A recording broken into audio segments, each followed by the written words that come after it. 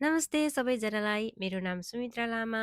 मेरो नेपाल घर नुवाकोट हो भने अहिले चाहिँ हाल विगत 8 वर्षदेखि जापानमा बस्दै आइरहेको छु। म फुल टाइम कामको साथसाथै अमेजिङ अनलाइन डिजिटल बिजनेस गर्दै आइरहेको छु।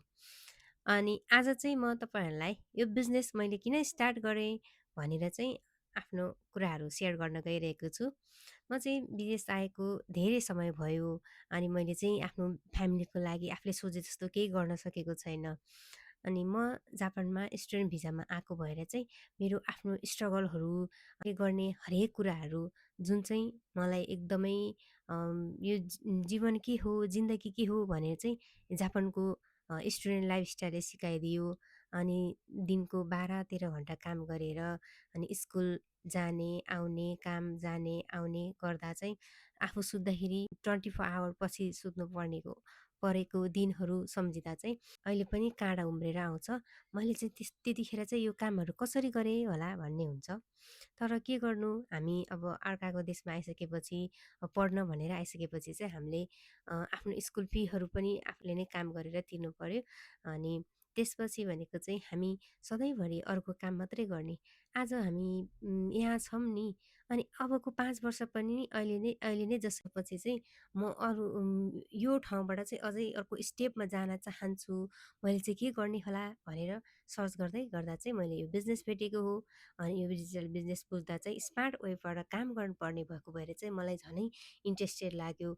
अनि यो चाहिँ फ्युचरसम्मको लागि पनि राम्रो हुने प्रुभन सिस्टम भएको। अनि त्यसपछि इन्कम त छँदैछ, बिजनेस भएपछि इन्कम भइहालिन्छ। तर यसमा इन्कमको साथसाथै आफ्नो पर्सनल ग्रोथ अनि त्यसपछि सेल्फ कन्फिडेन्ट बढ्दै जाने र आफ्नो धेरै कुराहरू मैले चाहिँ आजसम्म जिन्दगीमा नसिकेको कुराहरू पनि यो बिजनेसमा आएर सिक्यो। हामीले चाहिँ ग्लोबल्ली रूपमा कनेक्टेड भएर यो बिजनेसमा काम गर्न सकिने रहेछ भनेर बुझिएपछि चाहिँ झन् जहिले पनि हामी काममा जाऊ आऊ त्यो काममा रहेको कम्पनीको मान्छेहरूसँग मात्रै भेट्ने, आउने, घरमा आउने, फ्यामिलीसँग मात्रै टाइम स्पेन्ड गरेको। तर आफ्नो फ्यामिलीसँगै टाइम स्पेन्ड गरेर पनि ग्लोबल्ली रूपमा कनेक्ट भएर चाहिँ हामीले यो बिजनेस गर्न सक्ने भएको भएर चाहिँ मलाई झनै इन्ट्रेस्टिङ लागेर चाहिँ मैले यो बिजनेस स्टार्ट गरेको हो।